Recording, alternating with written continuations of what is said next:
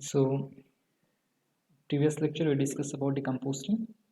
So the basic definition for the composting, it is nothing but whatever that solid waste which converted into humus like material, and that is called as manure. Also you can see the fertilizer which is having a good NPK value, and that fertilizer you can use for the agriculture and plantation purpose.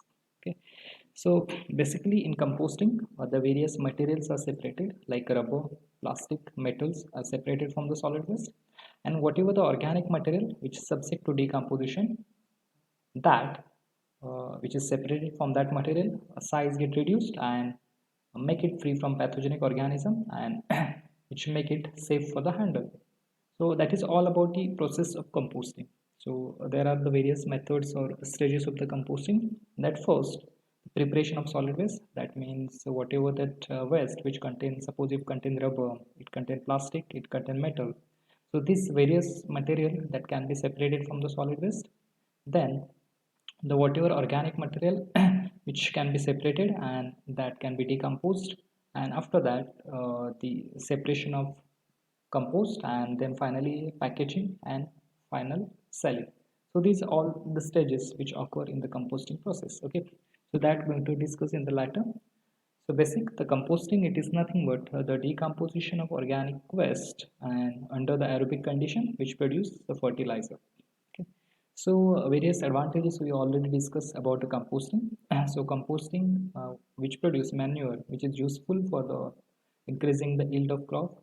Also it is a very easy method for the disposal of solid waste. It improves the soil aeration and it prevents the erosion of soil. Okay, so these are the various advantages of composting, and with the advantages, some of the limitations are also for that composting process. So that means the moisture content should be always maintained in that composting process. Okay, and that composting suitable for small and medium size of town, and separate mechanism should be used for the collection of solid waste and separation of solid waste. But you can use that composting at your own house. Whatever that waste we generated from your own house, which is in organic in nature, it may be food waste, it may be food pills, it may be papers.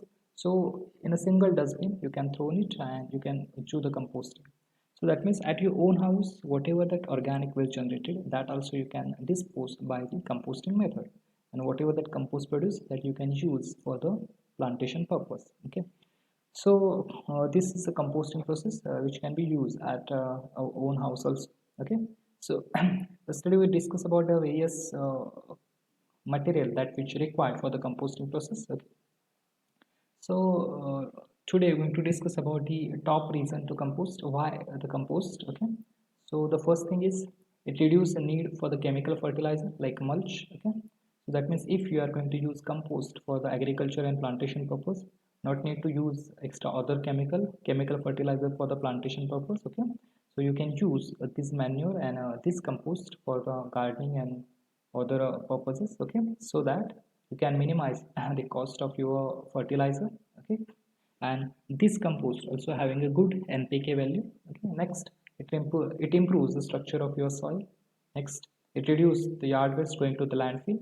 It's whatever the garden waste, yard waste, so that you can compost easily at your own house, and you can minimize the landfill area for the disposal of that waste. So that means you reduce the waste going to the landfill. Next, slow stormwater runoff and decrease the water use in your landscape. So these are the various some of the advantages of the compost. So after that, I'm going to discuss about the various factors that affecting the composting process.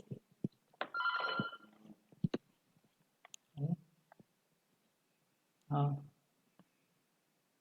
now you can,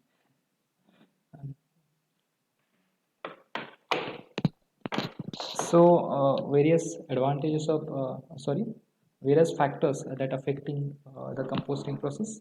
So what are the factors that affecting the composting process? So in that, the first one is the particle size, next one is the moisture content, next one is carbon nitrogen ratio, next pH, next temperature, next blending and seeding, and next one is air circulation. So these are the various factors that affecting the composting process. Okay, so we're going to discuss about one by one. Before that, this is we're going to discuss about the what are the different types of composting. We already discussed about that. So basically these composting are the two types. Okay, so according to oxygen supply, the composting is classified to aerobic composting and anaerobic composting. So in aerobic composting, we're going to supply the oxygen and which produce CO2, carbon dioxide, nitrogen and nitrate. So in aerobic process, carbon is used as a source of energy and nitrogen is recycled. Second, anaerobic process. So in anaerobic process, reduction is takes place. So in that case, CH4 and CO2 produced. Okay. So next one is according to technology used. So according to technology used, composting is classified into two types: mechanical composting. Basically, it is mechanical composting with mechanical equipment, and it is closed type composting. And the next type, it is the windrow composting. And this windrow composting, it is an open type of composting.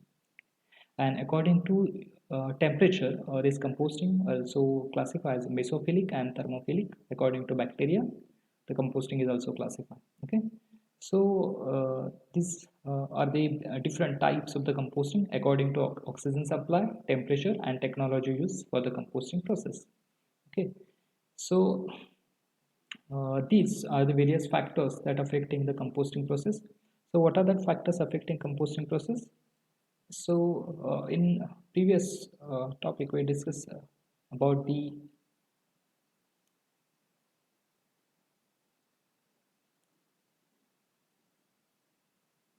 this chart, which showing the process of the composting, and that organic matter with the microbes and oxygen which produce humus, that is compost, also H2, CO2 and heat energy. So this is what the process of composting. So this process of composting having the various factors which affect by the various factors, and what are that various factors that affecting the composting process. So the first one is the important factors in compost chemistry. The first one is carbon nitrogen ratio, that is called a CN ratio. C that indicates the carbon and N that indicates the nitrogen. Okay, so that is the CN ratio. How that CN ratio impact over the compost? Okay, so this carbon nitrogen ratio that should be proper, which is responsible for the biodegradation, because this ratio CN ratio is responsible for the biodegradation of that waste, solid waste.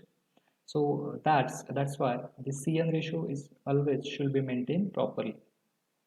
So this carbon provides energy source and building material for 50% of composting organism cell. This carbon nitrogen ratio should be proper, which is responsible for the biodegradation. Nitrogen is important in formation of protein, nucleic acid and amino acid enzymes for organism.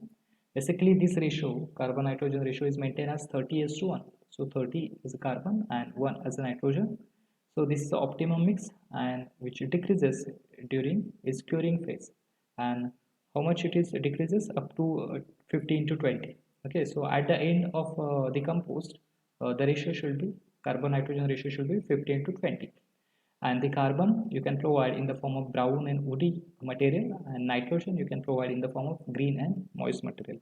Yesterday we discussed about this. So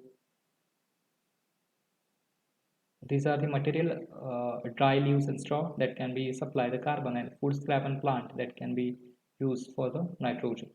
So this is about the carbon and nitrogen. So that can be used. That means what is that? The carbon nitrogen ratio. So carbon and nitrogen ratio should be maintained as 30:1. So after that, next, or the oxygen. So next factor which impact over the composting process, that is called as oxygen. So oxygen, so which needed to oxidize the carbon for energy. Next, without oxygen will produce the rotten egg smell. Okay, that is without oxygen, which create a bad smell to the compost. So oxygen and air circulation should be maintained so that it shall be free from the odor. Next one is the air is important for aerobic composting. If we already discussed, if the composting is in the absence of air, it turns into anaerobic. Okay, so air should be always present into the compost. So air is important for maintain aerobic composting. Okay, because this composting is done by the aerobic bacteria. So for the survival of that bacteria, aerobic condition is always maintained.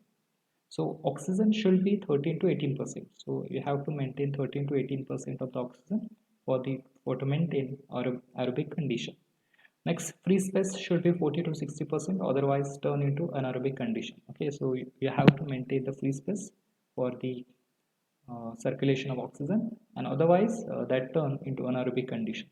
So these are the various importance of oxygen for that maintaining aerobic condition and for the survival of aerobic bacteria. So this is the oxygen which impact or which affect over the composting process. Next one is the pH level. So how the pH level is impact over the composting process. So acids that forms as organism that digest organic material and lowers pH. So lower pH encourages the fungi and the breakdown the tough matter. If the pH is too low, that means suppose if pH is going down below than 4.5, that limits microorganism activity. That means if the pH value decreases, it reduces the biological conversion rate. That means that bacteria will not survive at acidic condition. Okay, so that means pH should be maintained. So if it is going to be too much low, below 4.5, it reduces the biological conversion rate and it limits the microorganism activity. So pH should be maintained between 6 to 7 or maybe up to 8. Okay, so that is also important. So pH should be maintained to biological conversion rate. If it is decreased, it reduces the biological conversion rate. Basically it vary from 6.5 to 8.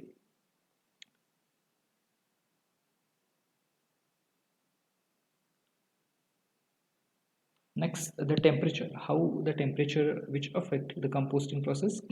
So we want to maintain the temperature between 45 to 60 degrees Celsius. Okay, not more than 60 degrees Celsius and not less than 40 degrees Celsius. Okay, so we have to maintain the temperature for that composting process between 45 to 60 degrees Celsius. Suppose if the temperature going to be increases above 60 degree, the microorganism die out and the biological activity reduces. Okay, so if because this composting process having temperature going to be changes, that according to the presence of bacteria, some of the mesophilic bacteria which having the 40 degrees Celsius temperature, thermophilic bacteria 55 to 65 degrees Celsius, and that's why the temperature going to be changes from 40 degree to up to 65 degree. Okay, but if temperature going to be increases over that 60 degree, that harmful to the microorganism, that microorganism die out and the biological activity reduced. Okay, so that's why temperature should be maintained between the 45 to 60 degrees Celsius. And temperature impacted by heat generated by organism, heat lost to environment through the conduction, convection, and radiation, shape and size of the pile, and the moisture content. So these various factors which are related with the temperature. Next important is particle size. So the microorganism activity occurs on the surface of organic material. The more the surface area for the organism to attack, the quicker the decomposition. That means for the faster decomposition, for the faster degradation, we want the smaller size of the particle. Okay, the smaller the particle size, the more the dense and compact the material. But if too much smaller particles, then it compact and that reduce the oxygen circulation or poor oxygen circulation.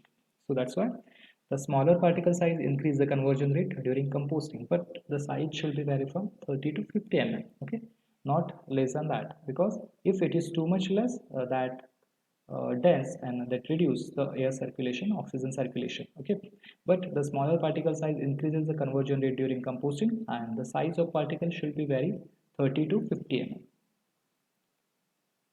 Next, moisture content. So if moisture content is not maintained properly, it decreases the biological process or biological process rate.